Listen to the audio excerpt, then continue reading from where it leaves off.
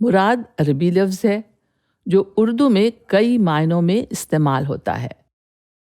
زیادہ تر لفظ مراد خواہش، ارادے، تمنا اور ضرورت کے معنی میں آتا ہے۔ مراد کی جمع ہے مرادیں۔ کسی کو دعا دیتے ہیں تو کہتے ہیں خدا آپ کی مرادیں پوری کرے، اور اپنے دل کی مرادیں پانے کے لیے لوگ خدا سے دعا کرتے ہیں اور درگاہوں، مزاروں اور مندروں میں جاتے ہیں۔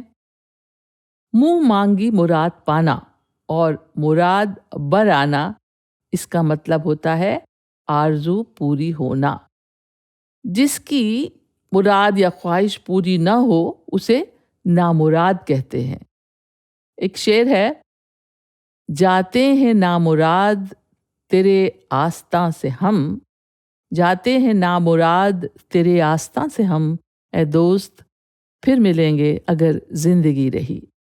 اکثر غصے میں کسی کو نامراد کہہ کر کوسا بھی جاتا ہے، جیسے کہتے ہیں میری نظروں سے دور ہو جا نامراد۔ اور لفظ مراد مطلب، منشا، مقصد اور مفہوم کے معنی میں بھی استعمال ہوتا ہے۔